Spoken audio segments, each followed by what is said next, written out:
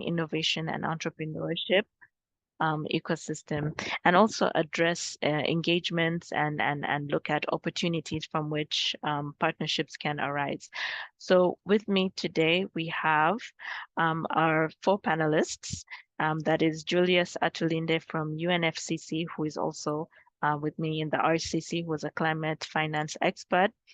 We also have Mr. Bankole Olorontoba, who is the CEO at Nigeria Climate Innovation Center, that is NCIC. We also have Aliyu Diouf, who is a consultant for climate and environmental finance and resilience from Africa Development Bank. And lastly, with me, I have Dr. Kom Lanvi Moglo, who is a senior expert in climate change and finance at West African Development Bank and International Development Finance Club, the IDFC. So once again, you're all very welcome to this panel discussion. And yeah, we're going to dive into the question. So before we go in, just for the audience that is attending, as the panelists are answering certain questions, if you have any questions that you'd like to ask them, there's a Q&A box. You can address your questions to a particular panelist, and we will come to that session once we are done with the panel discussion.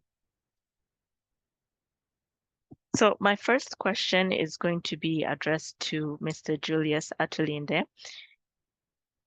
Yes, he's there. And so just for the benefit of the audience at large, could you just give us an overview or a description of what is UNFCCC, because this is quite a big acronym, and which institutions and technical bodies are involved in youth and women innovation and entrepreneurship? And how do these bodies engage with this group? And are there any success stories that you can share? Over to you, Julius.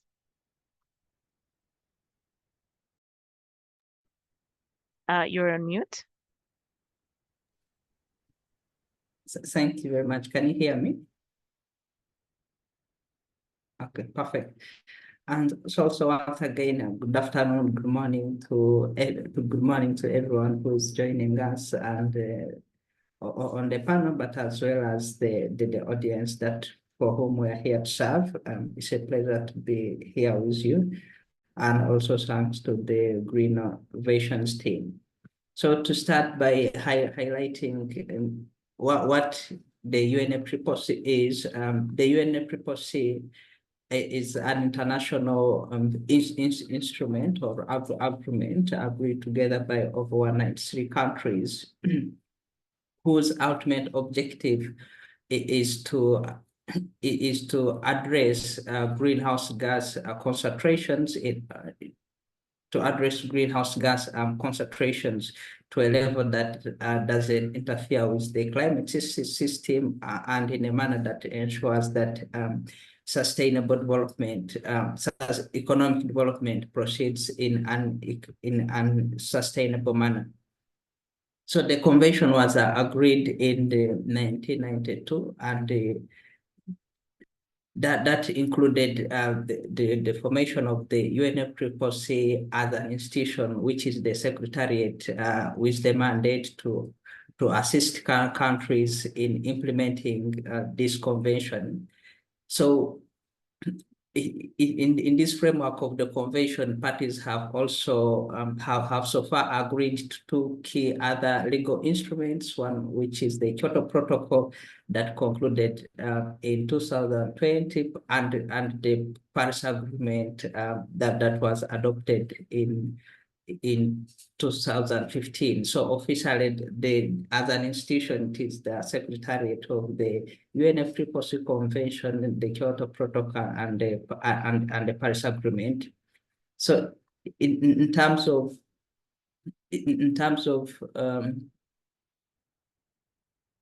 the technical bodies, so as I indicated, that the overall objectives of the secretariat is embedded in the convention itself, and therefore all other following legal agreements share the same objectives, including the Paris Agreement. So parties have set together various institutional arrangements through which they engage in delivering the implementation of these legal agreements. And one of the institutions that in the institutional arrangements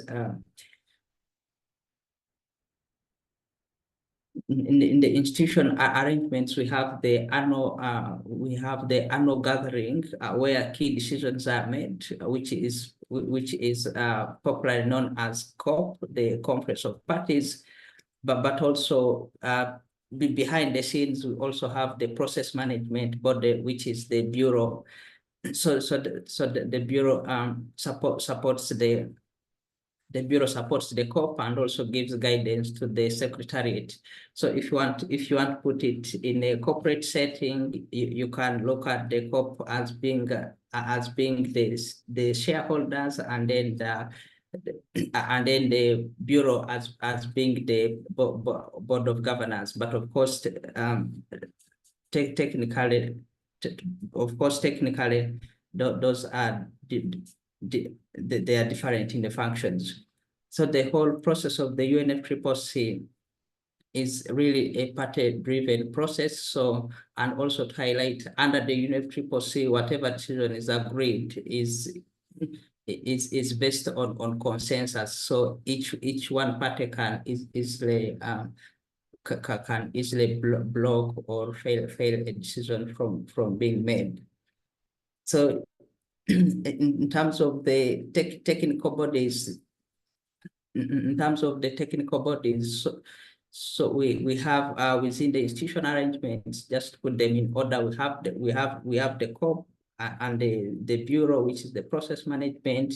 So basically in the bureau is where you have the presidency, and that the bureau is normally made up of 11 officials, which is the COP presidency that you normally who is the most popular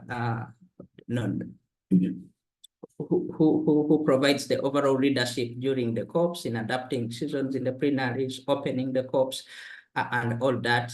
So with him, he normally has the seven vice presidents supporting him, but also as a chairman of different bodies that I'm going to highlight. So supporting the actual work, we have two permanent subsidiary bodies. One of them is the SBI, which is the subsidiary board of implementation, and this basically supports in assessing and reviewing the progress in the implementation of the legal agreements, and also is the body in charge of approving the biannual work program of the secretariat. So as an institution, the UNFCCC gets guidance from countries through the work program that is 2-year work program that is approved by the SBI. And then the second permanent subsidiary body is the SABSTA, which is the subsidiary body for scientific and technological advice. And this provides guidance to the COPs on scientific and technological matters relating to the convention and the Paris Agreement as well. So besides that, and these two bodies do meet biannually, first of which is normally in June. I think most of you might have followed recently. But also we do have other bodies, technical subsidiary bodies, which are officially called the constituted bodies. So the secretariat has over 40 constituted bodies, and these each of them has a different work program and a different membership. So normally these constituted bodies would normally meet on a quarterly basis, and for them they have a limited membership. They normally have a limited membership. So in terms of the constituted bodies, you could think of it as each work stream at the secretariat who has at least one or two constituted bodies. So for this case, I'll just speak of two constituted bodies, which is the Lima Work Program on Gender, and then the Climate Technology Network Center. So in terms of which the areas of work that they do that is relevant to the theme of youth entrepreneurship and the youth and women entrepreneurship and innovation, the Lima program has two key priority areas which focus on gender responsive means of implementation, and under there two key activities are raising awareness for technical and financial support for promoting and strengthening gender in all climate action, but the other is the promotion of the promoting the deployment of gender responsive technology solutions that address climate change. So the body engages through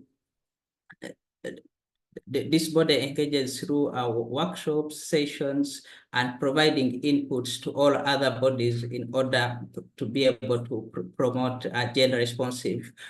And since there is no specific body for use, this body also provides strong emphasis on youth inclusion as well.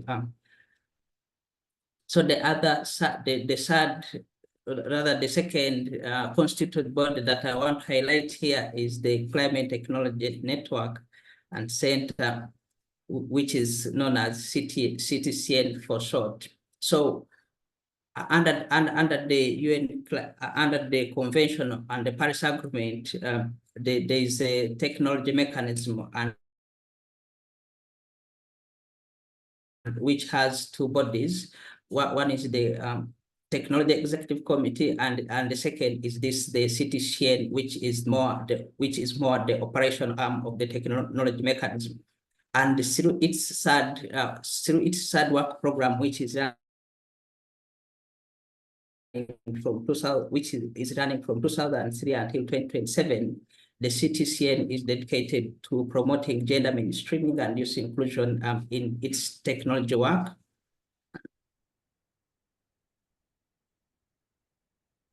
All right. Thank you, Julius. Yes, Okay. thank you, Julius. We need to proceed because in the interest of time for that overview and the two programs that are that the youth and women can benefit from. So my next question is going to be for Mr. Bankole. If you can just give us also a brief understanding about what the Nigeria Climate Innovation Center is, what happens there, and how have youth and women innovators and entrepreneurs contributed to climate action through this center, and how is there the evidence of their contributions gathered and documented? Over to you. You're on mute. I am on mute. All right, thank you so much, everyone, and thank you, Sana. So the NCIC, as we are with other CICs, you know, the one in Ghana and Kenya, we were set up in 2018. Others were set up a bit earlier. And the whole essence for us is to be able to build a functional and a thriving green economy or climate-driven economy in Nigeria.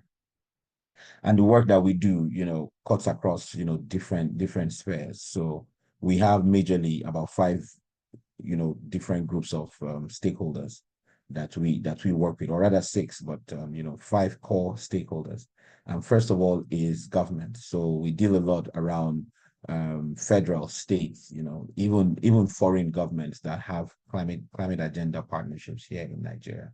And that also stems towards, you know, different level of beneficiaries as it cuts across the interest of these parties. We support the government, you know, to be able to look through policies and frameworks, you know, that could work to be able to stimulate a green economy in Nigeria. And then we work with private sector as well, you know, looking at all the different accessibilities, either to finance or productive, you know, product accessibility or remodification as the case may be. So our focus is usually on finance and manufacturing, again with multiple beneficiaries, at the other side. And then we've got academia, the third one. We've got development agencies or development organizations, and then we've got the innovation community, which again, the innovation community for us cuts across startups, SMEs, and this is where you find a large number of young people, right? And this is where you have that direct engagement also with women. Because within this case, this is where you can begin to see those who are willing to be able to stimulate possibilities or create something new or upgrade or scale an existing system. So within our space, we know that SMEs form a very large component of how a green economic transition can happen. And within these SME places, in Nigeria, quite a high figure of SME. I don't have that figure right on my head right now. But we all know that SMEs form a very large community, and you find also equal parts, if not more, women within the SME space, than you find men. So our programs, from the green business management programs to the women in green ventures program, to the student with awesome green ideas, and the different youth incubation programs that will run across the country. I think this has been very helpful for us to be able to know what are the possibilities of creating a pipeline of climate innovation or green economic type of ventures, and as well support all the different kinds of systems that we find within this growing or thriving economy that we have in Africa. For instance, if you look at the plastic collection space, things are a bit in their own sphere, because you find more women handling sorting and cleaning of these bottles, while you find more men handling picking or going around within the space.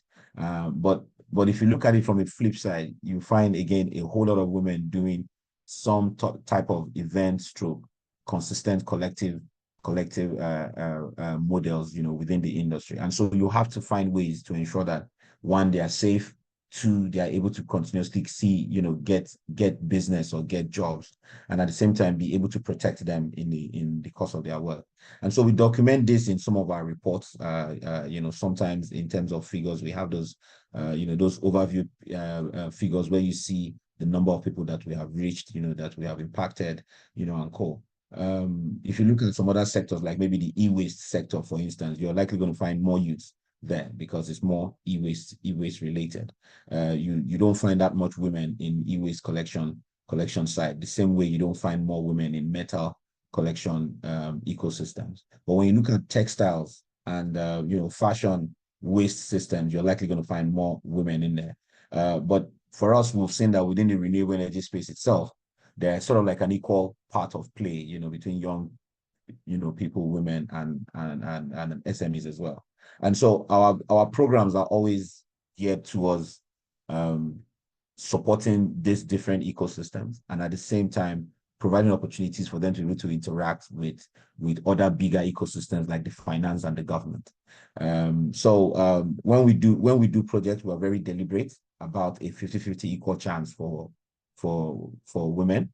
All of our programs cut between the ages of 19 to 35 or 30. We make some exceptional cases also up to 40-year-olds, depending on the type of business. But we always make out some specific programs targeted at young people, possibly within the age of 19 and say 30 or 25, particularly those within the university. And then we have a special program for those within the secondary school, high school, secondary school access as well. Like I said, all these things are captured within our reporting documents for each of the projects, because for every program that we're carrying out, we need to have a partner for it. And so at the end of every program or every project, we have to develop a report. And this report feeds into the overall reporting framework that the NCIC shares with its board and its partners every year. So yeah, that's how we've been doing what we're doing, all this in the last 5 years.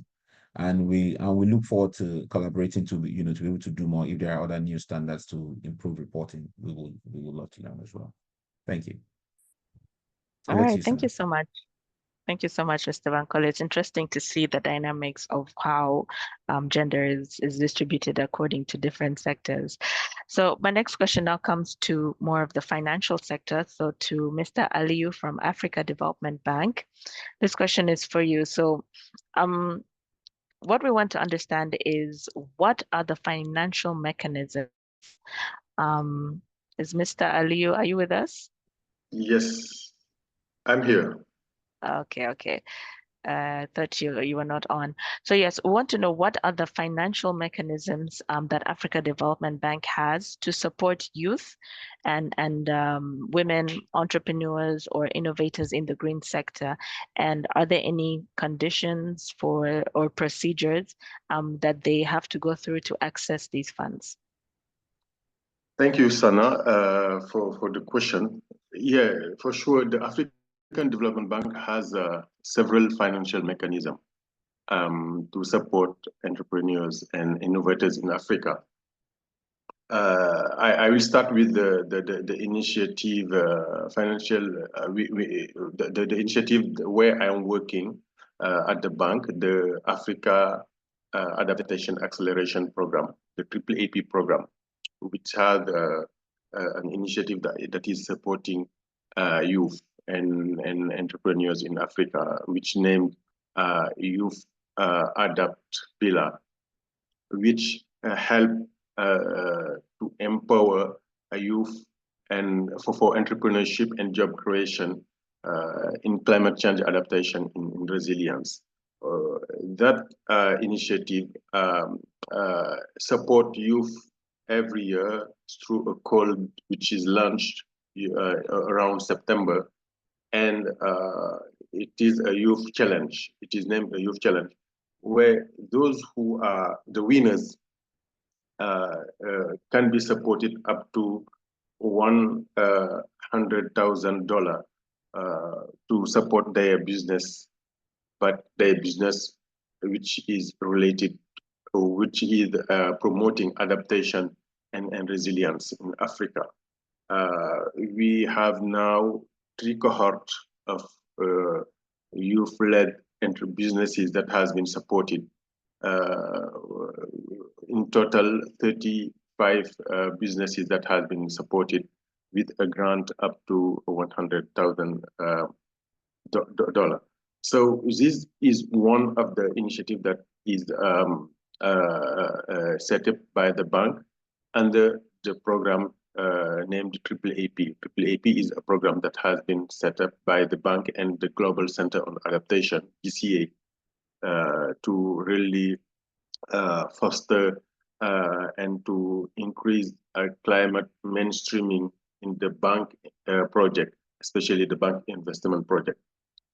The bank has also another initiative named Youth Entrepreneurship and Innovation Fund, which really which is set up and which is focusing on capacity building for entrepreneurs in climate change and gender issue, and also on other sectors that are really sensitive to climate change. And through that initiative, the Youth Entrepreneurship and Innovation Fund, also named the Youth Entrepreneurship and Innovation Bank, through that initiative, the bank provides project preparation and also co-financing for bank project and places great emphasis on employability. And through those projects that the bank is supporting, we can have those projects can in countries, they can also work with youth-led enterprises in the sector of adaptation or in gender issue or food security.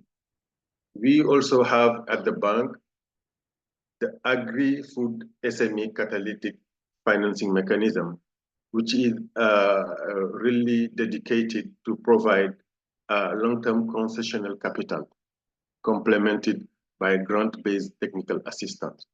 The bank is also promoting an initiative of green banking with the banks in countries and also financial institutions to support them to upgrade their procedures and also what they're doing in terms of investment to align them to the Paris Agreement.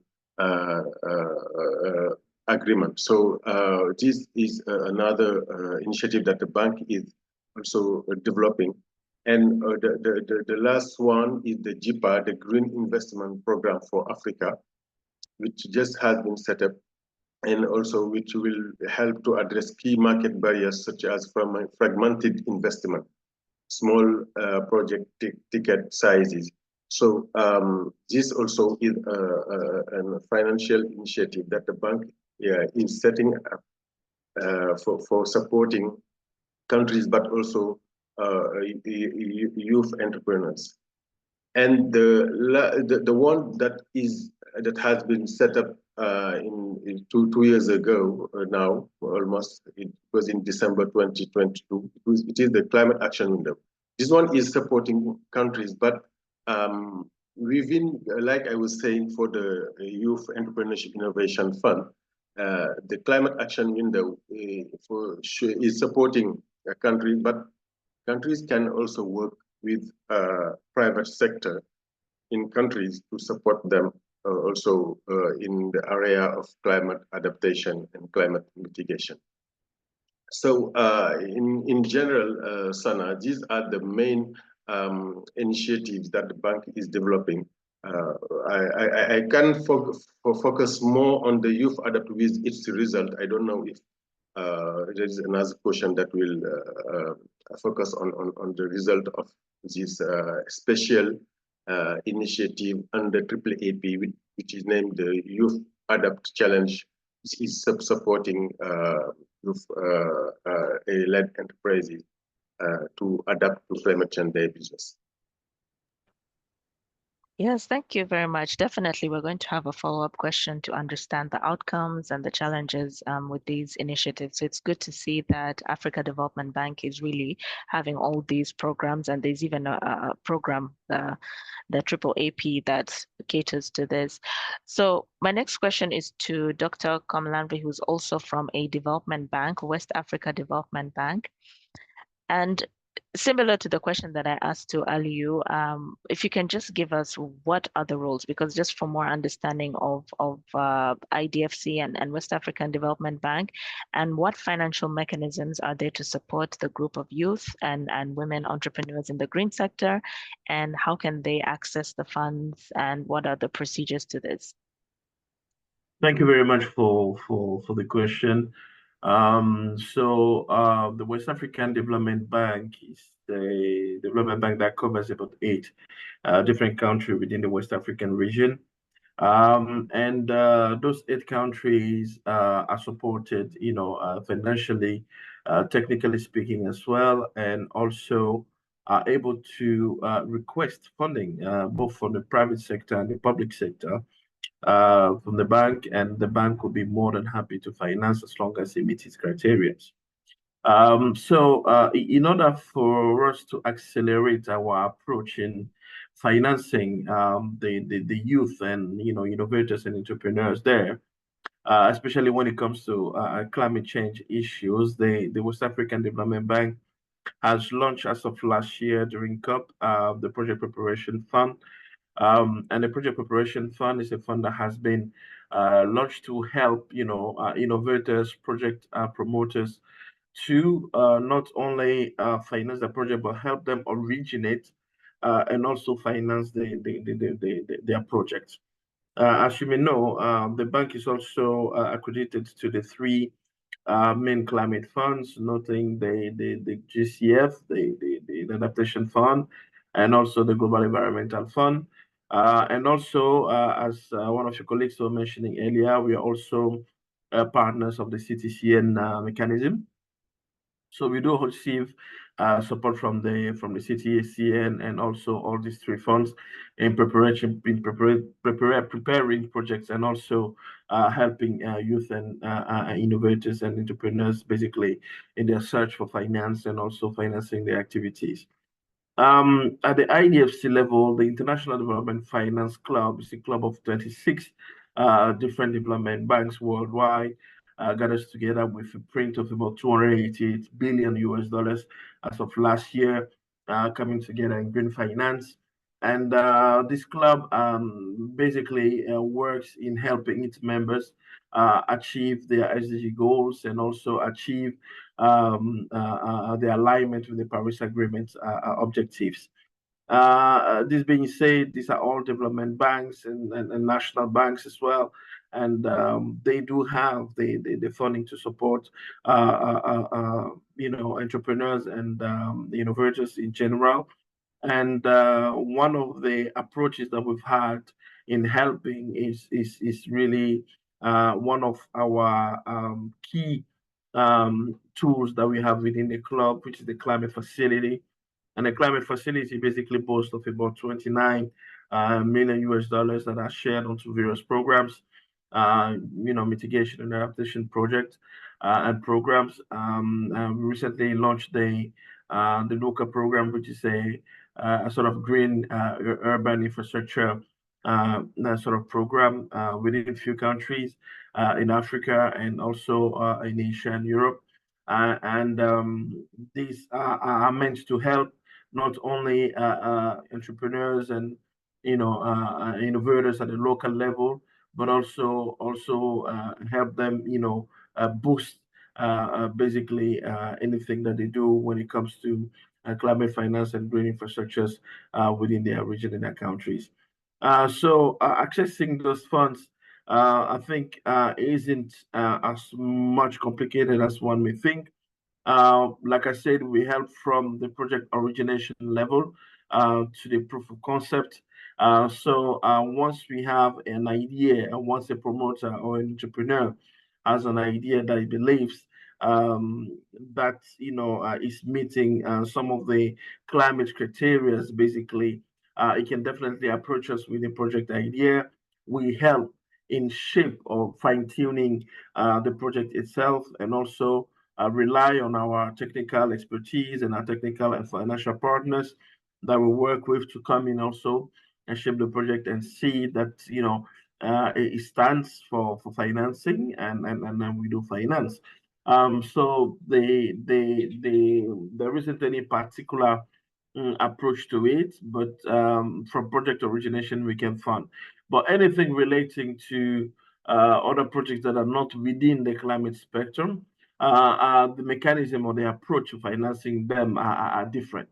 And the bank, I think, for any other project that is not climate related, I think the minimum required is about 3 billion CFA, which is about 1.5 million US, if I may say so. That's the minimum required for a project. So anything less than that, perhaps we'll be sending you to our local bank partners that we work with to support.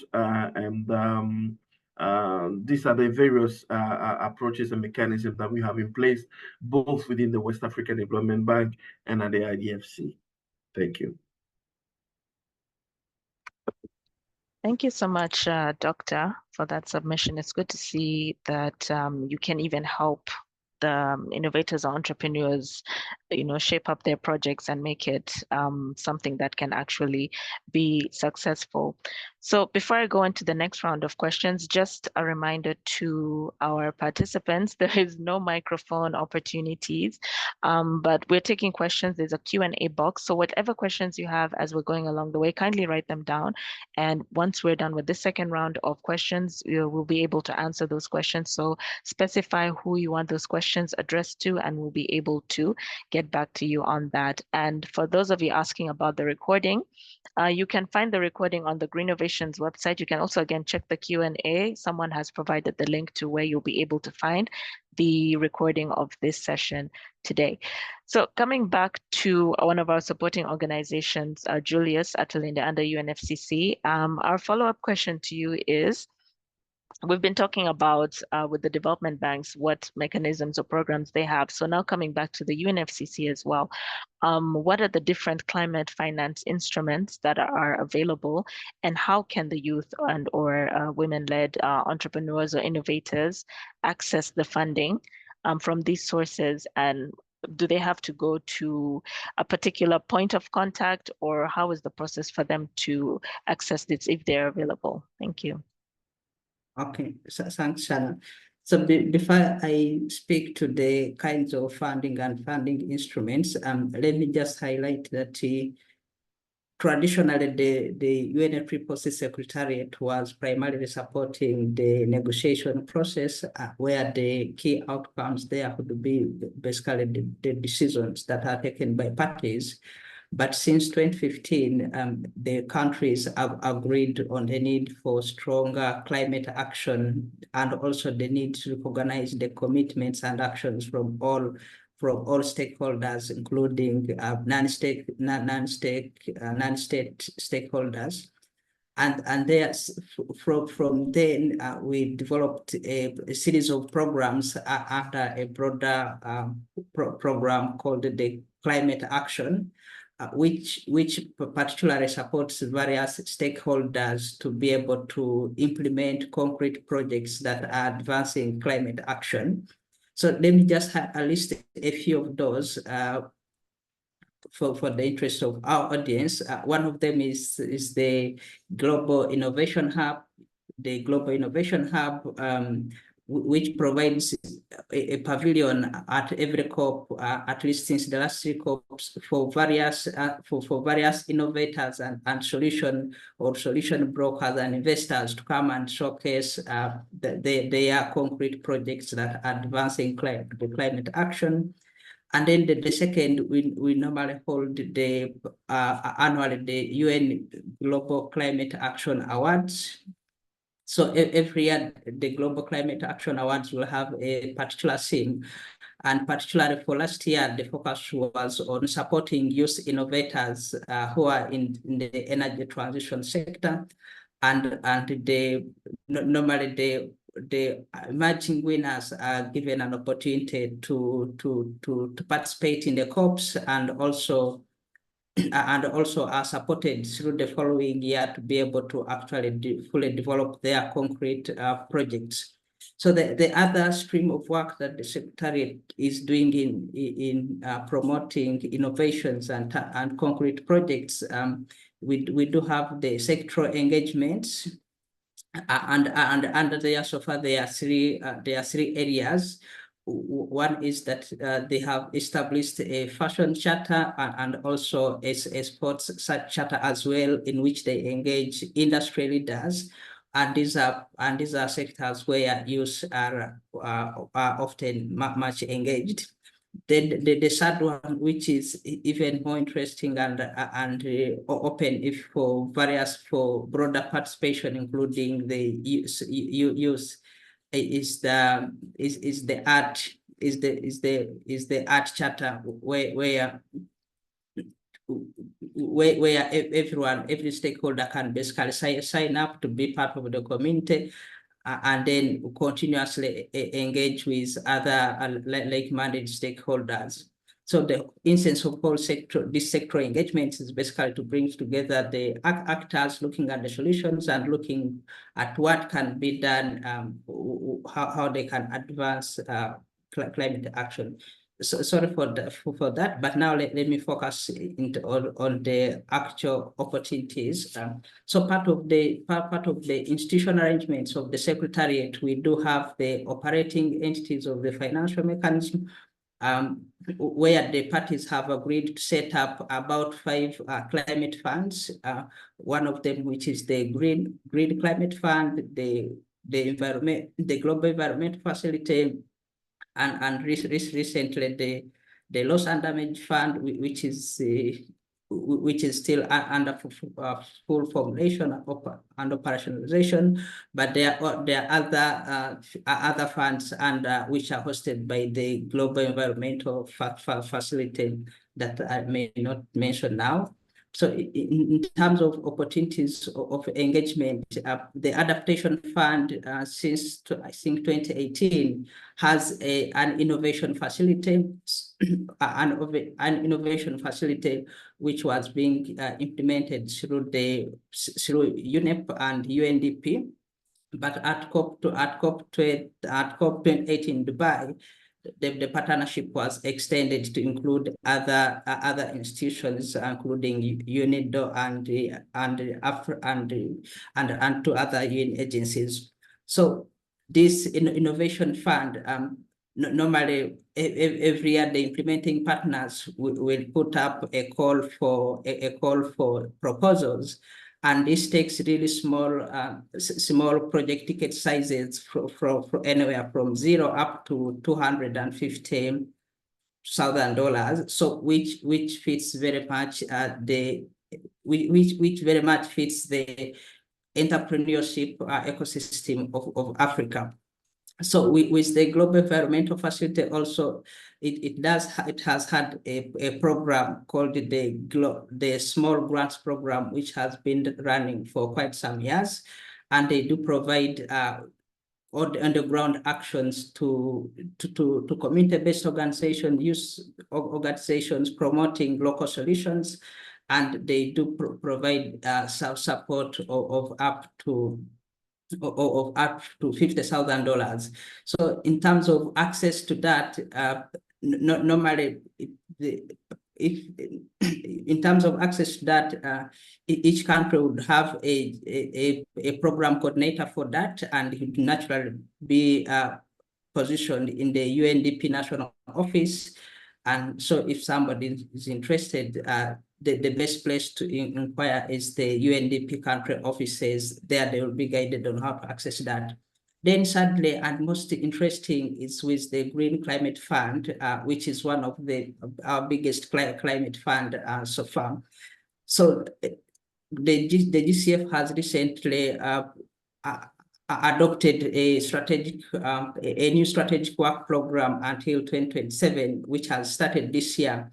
And one of the key priorities and approaches that the fund is going to take is engagement with various stakeholders, including youth, and specifically in activities like ideations, or specifically in activities such as convening ideations forums with various groups, including the youth. So I think once these are set up, this would be an interesting opportunity for youth to engage and be able to brainstorm on how they can fund.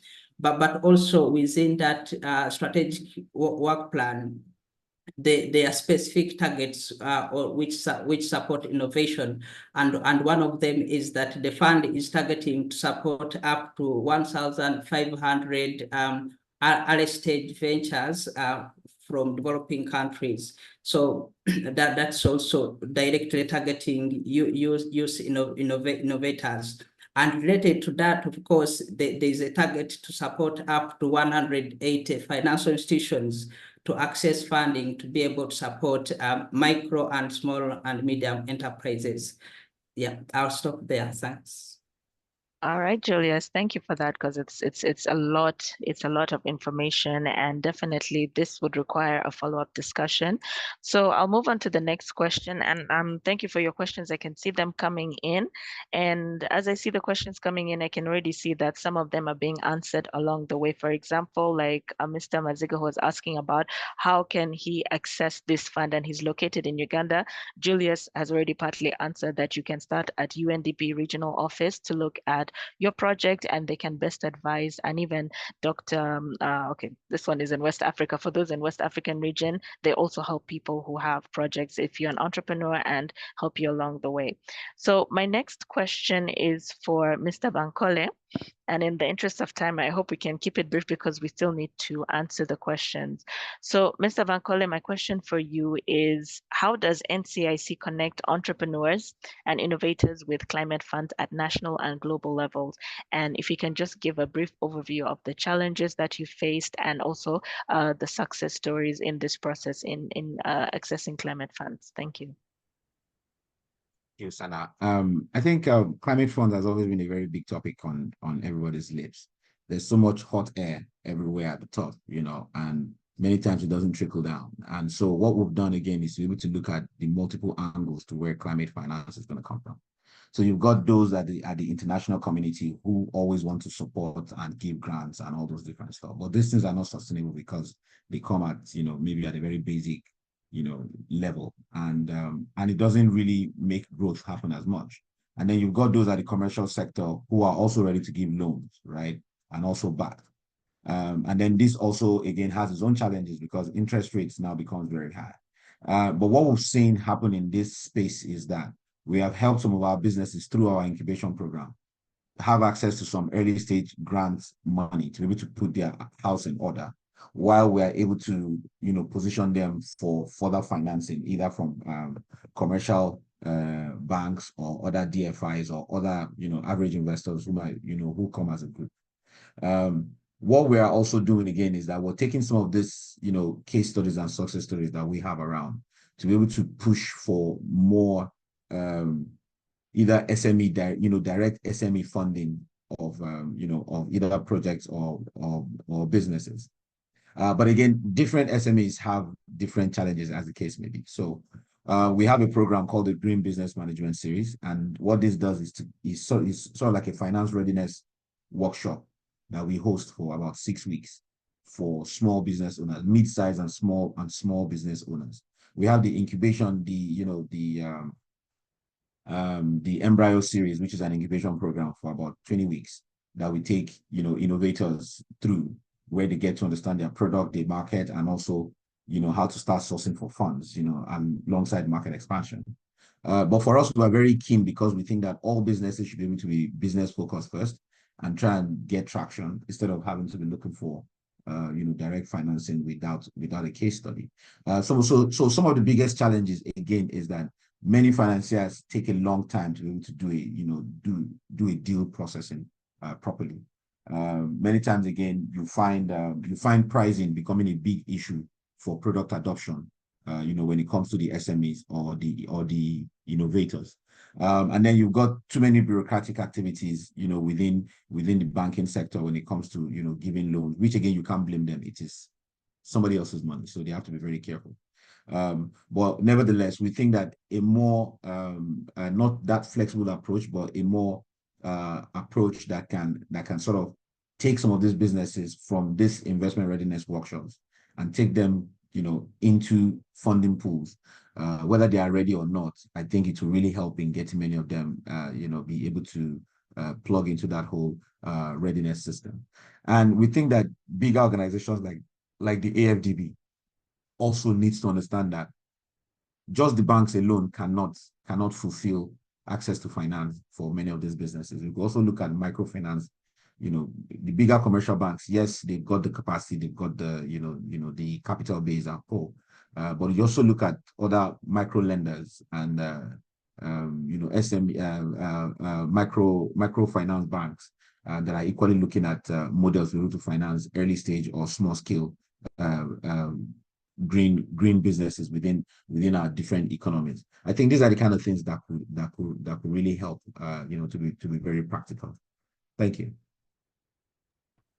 Thank you too. It was quite insightful. And the part that I liked is when you talked about most of the entrepreneurs or businesses should focus on business and not just receiving funding. And I think that's where the issue is in a lot of discussions. Everyone is like, we want the money, but then when it comes to business cases and it's a challenge. They don't have it on paper. So it's also very important. Definitely. It's a big challenge. Yeah. Exactly. So coming to now the development banks, Mr. Aliyu from Africa Development Bank, and this is what we had talked about earlier when you talked about the programs available like AAAP. So what are the challenges with these programs and accessibility issues that have been there? And what are the successful outcomes as well from these initiatives? And how can these experiences help improve access to funds? Okay, thank you. I will start with the successes. What we have learned as lesson in terms of success under the youth adapt pillar of AAAP is that there is really a very big potential with youth entrepreneurship to tackle climate change adaptation and resilience challenge. So through the youth challenge, which has now 3 cohorts, we have supported now 43 entrepreneurs in Africa 15 in 2021, and for the following year in 2022, 20 entrepreneurs. And then last year in 2023, we have supported a cohort of 8 winners, young entrepreneurs that are working on the linkage on the interface between climate adaptation and resilience and the 4 industrial technology. So this has been really a very huge. This has led to a very huge result in the with this cohort. For example, we have now with the M&E that we are deploying with them, because we used to have a mentorship initiative and an incubation also initiative to support them. In terms of result, for example, when after having supported these young innovators in Africa, it has been reported that 9,000 job, more than 9,000 job has been created by those entrepreneurs. So the 43 entrepreneurs, and the support that the bank had brought to them helped them to mobilize additional financing up to $7.6 million for those enterprises. And 9 of among the 43 enterprises, 9 have expanded their activity to new markets. Also, 20% of those enterprises have expanded into new markets, and 50% of them are women-led, because we have in the eligibility criteria, we have set up a criteria really to have 50-50 in terms of gender. And 12,100 farmers are being trained in climate smart practices by those enterprises, because most of those enterprises, and I will get in that, are working on the area of agriculture, and they also are working with farmers. So in terms of impact, they are impacting farmers by training them on climate smart farming practices. So these are some really success that we have seen with these initiatives. Like I was saying, the initiative is focused on agriculture, on waste management sector, but also on crop management and disease control.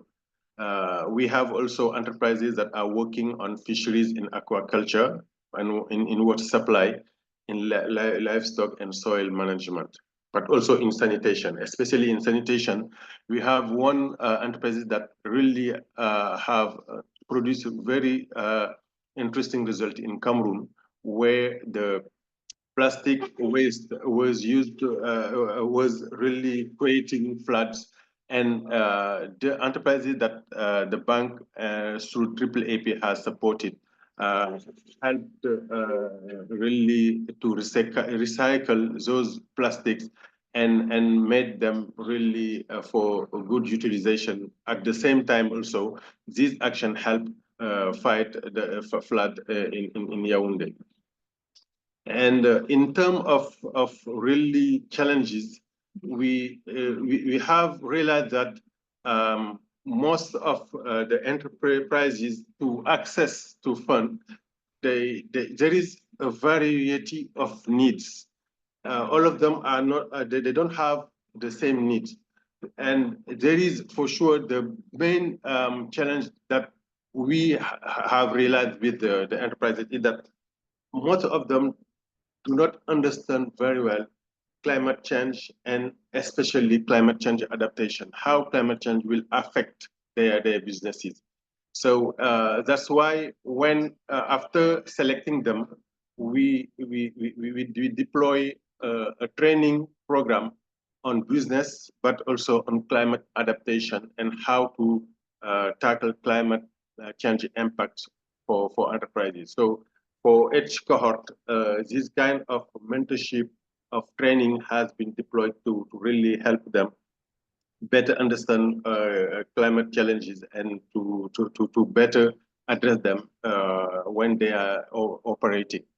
We also have realized that there is Alio, I'm yeah. sorry I have to interrupt you because we still have to go into the QA session and time, but your submission has been well received because, like you said, one of the biggest challenges is variety of needs in terms of accessing and the need to have more knowledge in terms of climate change and how it affects businesses. So we'll hopefully have a follow-up discussion and discuss this further. So my last question is for Mr.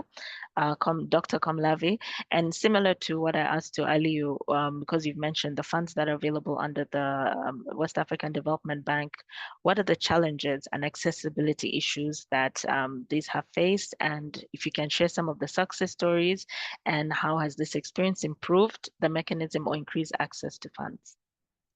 I'll be very brief due to time, as you've rightfully mentioned. Basically, some of the challenges that we've seen during the years are entrepreneurs and innovators and project promoters, project maturity. For some of them, they are at a very early stage of the development of their project. So the innovations per se, and there's no proof of concept yet, and they do get to approach us and present it to us, and some of them have unfortunately not been successful in that manner. Other challenges relate to the size of the project itself. Some of the time the projects that we receive either are exponentially too big or rather too small. So the size of the project itself is also has also been an issue that has, rendered financing of some of these projects unsuccessful. This is again a call to all the participants on board that we are here to help, we are here to advise. I think the best approach to is having a project being financed is first of all to have a clarity as to what exactly you want to achieve out of it, whom is your target market, how big it is, and then based on that, you decide on the size of your project. When I talk about size, I talk about the cost and the funding that you are looking for, basically. I do hope that we will be able to finance more in the coming future. Some of the successful projects have been mostly in the climate smart agriculture industry with key innovations that we've seen in the areas, and also a lot of researchers and also entrepreneurs teaming up together to work on agricultural projects. We can also mention technical assistance that have been provided for the development of climate technology. We did finance some in the Republic of Benin in the past, for example, and also there's also technical assistance for project origination itself. Like as I mentioned earlier, we do have the Project Preparation Fund, which is there to help you from the project origination to it being financed. Thank you. All right, thank you to all the panelists for your insights, and I can go through the questions and hopefully we can answer them in the next 10 minutes. So the first question I can see is from Karabo, and he is asking, for businesses located in South Africa, which government entity is the associated funding partner, or would projects need to apply directly to the AFD, Africa Development Bank, for the various initiatives indicated? So I think this could be a question for Aliyu. Hello? Yes, Mr. Hello? Aliyu, we can hear you. Yeah, okay. Can I come in? Yes, please. Yeah, for accessing especially the Youth Adapt Challenge, you don't need really to pass through a government entity. The call is usually launched on September, and we really try to make it very popular in the 5 regions in Africa. So you just have to apply directly, and there is a procedure of selection after the applications. But for the other initiatives, usually you should pass through the national office of the bank in South Africa, for example, to get information about those initiatives, the procedures, specific procedures, and also the deadline for applying. But especially for the one under AAA AP, you don't need really, you just have to apply when the call is launched. Thank you. All right, thank you. And a follow-up, the second question is from an anonymous attendee. And the question is, lately, we have seen a lot more focus on the support of women and youth and innovators, and less focus on the institutions that build the women, youth, and innovators. So what initiatives are being put in place to support enterprise support organization, more especially financial support effectively? So I think they're saying what innovation, like initiatives are there to support the organizations that support women and youth to conduct accelerations and mentorship programs. So this one is open perhaps to, I would say, Mr. Bankole, because it somehow ties into that. Can you rephrase that again? It was a bit breaking from here. Okay, the question basically is saying that a lot of focus is put on women and youth, but is there any support for organizations that support women and youth in terms of how they can access funding and effectively conduct incubations, accelerations, and mentorship programs? Yeah, I think you and us, you and I are fishing from the same pond. Of course, there are organizations, like the NCIC, for instance, do programs focused on women and youth, incubation program and co. And so usually what we do is to design a program either backed by research or, backed by request. We do a program looking at some certain level of beneficiaries, and then we go shopping around looking for partners. And now partners could be, like I said, 3 major groups of people, or 4, if you ask me. So you've got government sponsor. If your local government or your domestic country government don't support, which they hardly don't, even for us too, but you can get foreign governments who are also involved in such type of small granting type of relationships. So if you look at embassies in your country, and then you try and engage for partnership, that might help. You can look at the finance sector, private sector, for instance, either from the finance space or for the manufacturing space, depending on what you're working on, how it applies to either their market or their CSR focus. That again will help you, be able to get the kind of funding you get. And then you now have the development sector. So for the development sector, I mean like bigger not-for-profit organizations, like the country development agencies, one of those, either JICA in Japan, or you've got USAID, you've got which one again can I call? Those groups of people. Those are the ones you find within the development space, and there are quite a large number of them. Always looking at impact programs that should be done in Africa. You can equally target those groups of people as well. But the key important thing is that you must be able to define what the objectives are and what are the measurable goals that you want to achieve, and why you want to focus it on the demography that you want to focus on. You can either do totally women, or you can do women and youth, and that is equally diverse.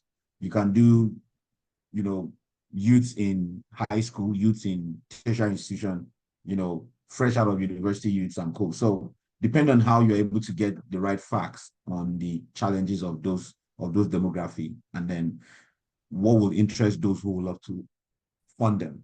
Basically, yes, you can find. All right, thank you for that.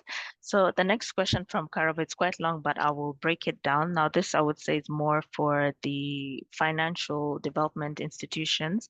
So he's saying one way to support existing innovations to achieve success is if you support existing innovations in one country and launch it in other countries.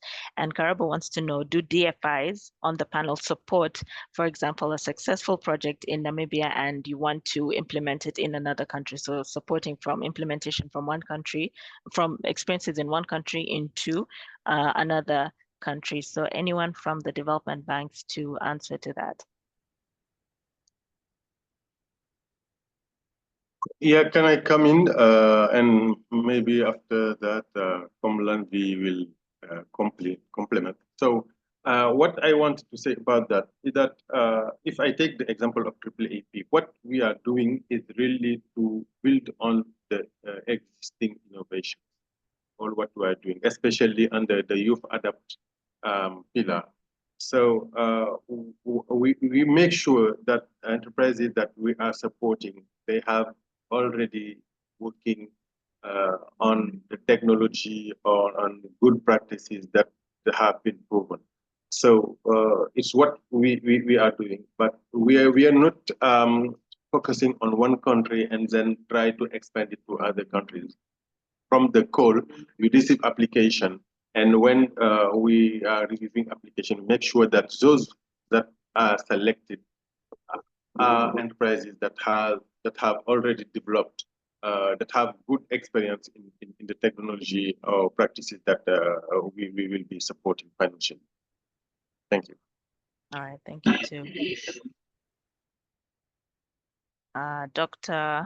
Komlanvi, do you have any additions to that, or we can move on to the next? I think we can move on to the next, really. Yeah. All right. So I guess this is also another question for Aliyo. Stephen Mungai is talking about he has an IPP in Africa. He didn't specify which country, but he's asking how can Africa Development Bank assist in fundraising for, let's say, a power project? So yes, maybe you can answer that. Do you look at funding power projects? Under AAAP, we are not really focusing on mitigation project. We are more working on adaptation aspect. Although we support power plant project to make the infrastructure resilient to climate risk. What we do is to assess the level of vulnerability of power plant that exist already or which are at project stage to really make them resilient to facing climate risks. But we are not supporting under AAAP energy project. The bank does. And for that, what the bank do is to work with countries, especially or private sector, to support energy project. Yeah. All right, thank you.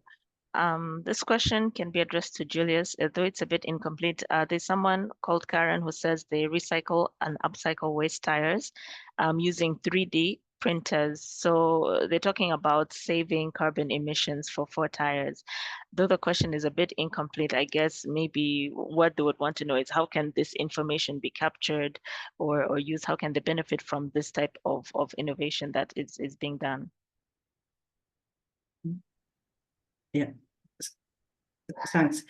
And in my reading of the question, and perhaps the Karen was interested on if they can get carbon credits for their projects for the emissions that they are reducing or avoiding, and the answer that since this is an innovative project, so normally to access a carbon credits, whether from the compliance market, which is overseen by the UNFCCC voluntary, there has to be a methodology, a proven methodology and validated to actually confirm that you are reducing the emissions that you are talking about. So if since this is a kind of a new initiative, you would probably need a methodology in place. So, but we are happy to ask Karen to follow up to if that was his or her question. Karen can follow up with the RCC office, and our Article 6 expert can provide guidance and have an understanding of his whole operations. Yeah. All right, thank you, Julius. The next one is more of a, I would say, even how do I term this? More of someone giving a positive outcome of one of the programs. Someone says Anthony says the NCIC program has been a great help to my startup and has allowed me to improve my skills in the climate space due to NCIC support. So kudos Bankole and the NCIC team. So at least we have proof of some of the people who have passed through the program and they're giving their testament. So thank you for the good job, NCIC. All right. Nauman Khalid is asking, who can we connect to discuss further? So Nauman, I'll suggest you look at the flyers to capture the organizations and read up on exactly what you want to discuss further, because it's not very clear what you want to discuss further.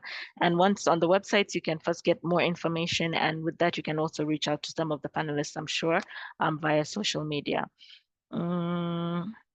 Again, someone is asking about how can they apply for funding from Africa Development Bank. I'm sure Aliu has already touched on that. Okay, and the last one is just talking about what they do from Cameroon.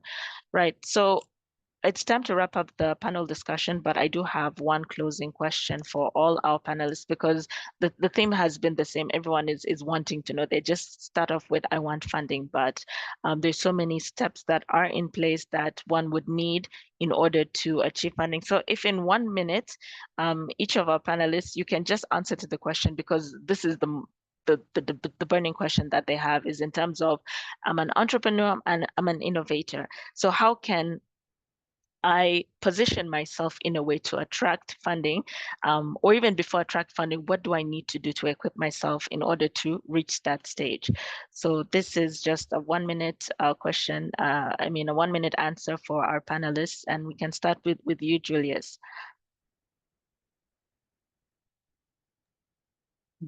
Yeah, Shanna. So in terms of positioning one itself to access financing, so one thing I would say is really partnerships. Partnerships, they identifying the right people to you need to work with. Yeah, if I'm summarizing it, that's it. Okay, so for Julius, it's partnerships. Over to you, Mr. Bankole. So for me, I think it's more about really testing your product, right? With all due respect, nobody's going to fund anything that has not been tested or anything that has not get into the market yet. And I'm not being harsh here. I'm just trying to say that, look, the finance guys need to hedge their money. There's no free lunch in Freetown, right? Everybody needs to know that the money that they're giving you is very useful. So first thing what I would advise you is whatever you can do to get that business or that project off the ground. If it means that you need to invest your time, your money, and your energy to be able to package that project properly with well-documented figures, facts based on research that is verifiable, I will advise you to go ahead and do that first, because you have to contribute something to it.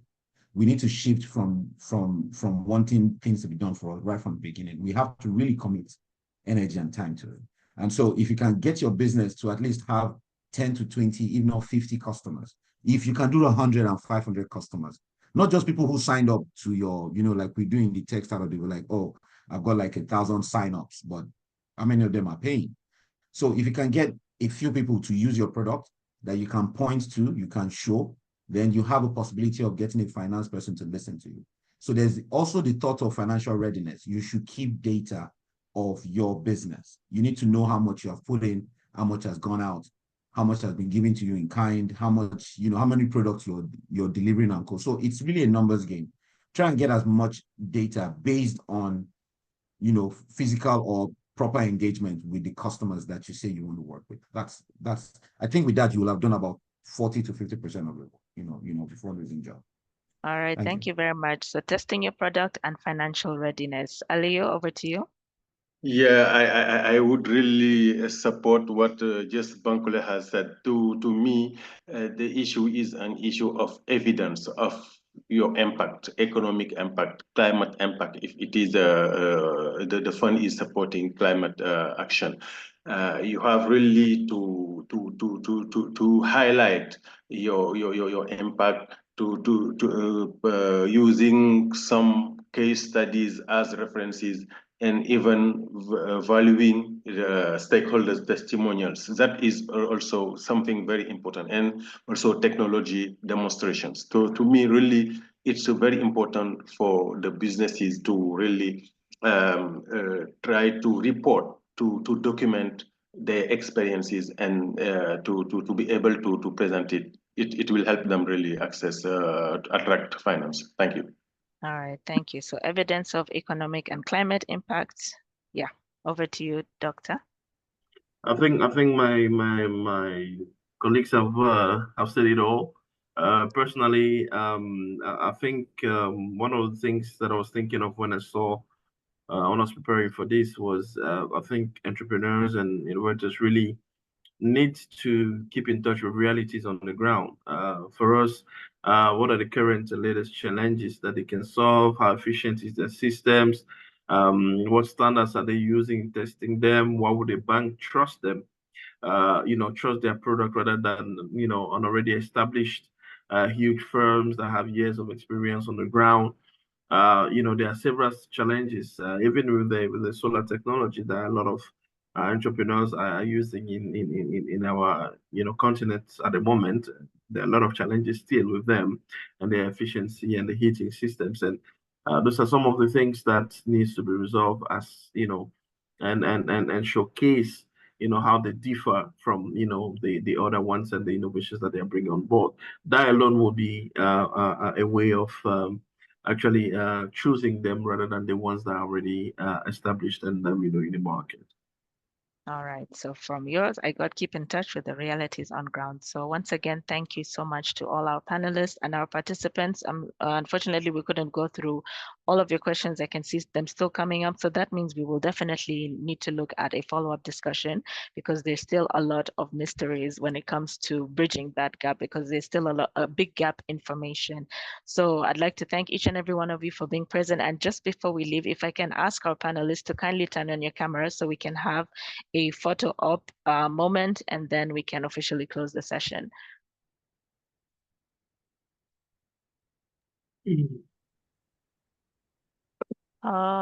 Okay, just a minute. Thank you so much to all of you for being present, and enjoy the rest of your afternoon, and I wish you all well. So goodbye. Thank you. Bye-bye. Thank you for inviting us. Thank you. Bye-bye.